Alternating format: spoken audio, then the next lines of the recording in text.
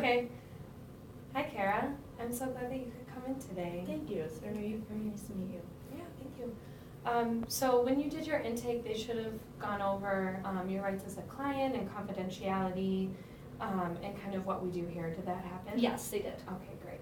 So before we begin, I just want to share again that everything that happens in here is confidential. If you plan on hurting yourself or someone else, or if you disclose an instance of child or elder abuse, I will have to break confidentiality and report that. Okay. Okay. So why don't you tell me a bit about what brings you in for services? Well, I was in a relationship for a few years. It just recently ended. He was abusive emotionally and mostly emotionally, but there were a couple instances of physical abuse. Not ever, hitting me or anything like that, but kind of grabbing my arm and like shoving me, that kind of abuse.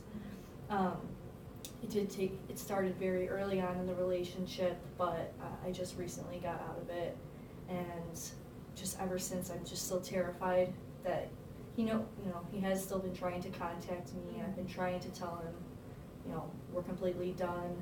He just keeps trying to get back into my life, and it's making me very anxious. I feel like I can't do anything else without the thought of him being in the back of my mind. Mm-hmm. How long ago did your relationship end? I'd say probably about a month and a half ago. Okay. And what kind of things has he been doing to contact you? He sends me probably about 50 text messages a day. He'll try calling me, reach out on social media. He's tried getting in contact with friends of mine, some of my family members. He just keeps trying to apologize, saying that he's changed, but he said it all in the past, and it just never ends. Yeah, that sounds very exhausting. Yeah.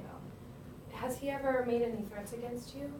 No, not against me, but when he'd be really angry, he never threatened me or anything, but times in the past where before we officially broke up, he would threaten to kill himself if, I were to leave and things like that, which always made me, of course, want to stay then. Yeah. But I realized it was just, Mm-hmm.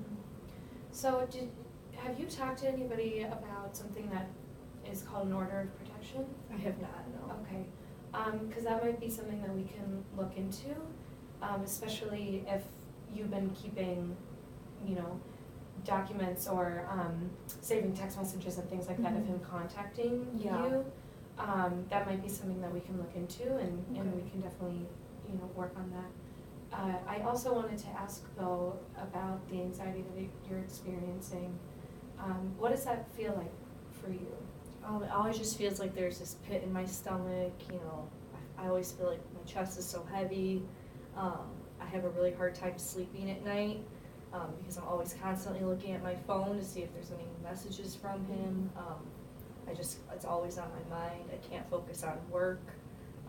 It's really hard to focus. Mm-hmm. Yeah. Have you tried anything to help get your mind off of him and him contacting you? I try, to work out as much as I can and everything, but I don't, this anxiety doesn't make, I don't want to go to the gym because of it. When I'm there, I do feel a little better at the time. It takes my mind off of it, but it's just, getting out to do other things, it's hard. So I find myself sitting by myself a lot, just in my own thoughts. Mm-hmm. Yeah.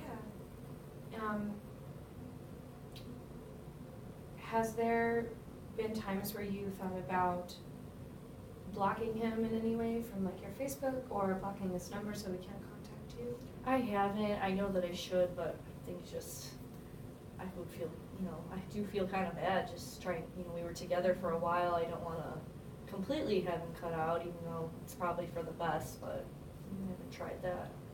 Yeah, I hear that you're saying that it's hard because you've had this history, and although it's been kind of turbulent, you still care about him as a person. Yeah. Yeah, that can be really difficult to kind of sort that out. So really, it seems like the main issues here are, getting you safe and really being able to set that boundary with him that you want a fresh start. Yeah. And then also working on helping you with your anxiety around this. Mm-hmm. Did you feel anxious at all in your relationship, or is it something that started after you broke up? No, I did start to feel anxious during the relationship once I kind of acknowledged the fact that what he would say to me and, you know, grab me and everything was not right and it was abuse. That's when the anxiety started, when I kind of acknowledged that our relationship was not healthy. Mm-hmm. Did you have any things that you would do to kind of cope with that at the time that worked? Not really at the time. I would try and reach out to friends and family members, but he would, you know, get very angry with me if I tried to talk to anyone about what was happening. Mm-hmm. So, yeah. So it sounds to me that a good course of action for us would be, first and foremost, to look into getting you an order of protection. We can get in touch with the legal advocate and see if that is something that we could do for you. And, you know, we could also work on learning ways of coping with anxiety that work for you as well. So some things like percussive breathing or, you know, simple meditations that might help. And, you know, everybody's different, so we can find what works for you. okay. I'm curious, though, if there's something else that you would like to work on during our time together. I think just trying to, you know, fix relationships with my friends and family members that I feel like have kind of disappeared throughout my relationship. Mm-hmm. I have some people that, you know, they kind of, I wouldn't say give up on me, but I kept going back to him when I would say that we were done. So I kind of want to repair relationships with those that were close with me. Okay, great. Yeah, and you know, we can continue to work on that as well through our time together. Like I said, first and foremost, we want to make sure that you are safe as well. Okay. So that's about it for our time together.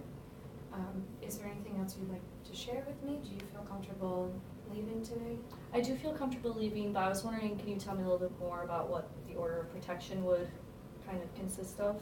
So it would consist of, generally it would be a no contact. So that includes text messages, you know, phone calls. That falls under stalking under law, especially if you've repeatedly told him that you do not want this. And so once if a judge grants that, once he is served that order of protection, if he breaks that, then he is able to be arrested. So it would allow you to you know, be left alone and he wouldn't be able to bother you. Okay. Yeah, I think that would be something that I would like to look into. Great. Well, we can meet this time next week if that works for you. Yeah, that works for me. Okay, great. Yeah, and I'll get in touch with the legal advocate and we can set up a meeting for that and we'll find a time that works. Okay, thank you.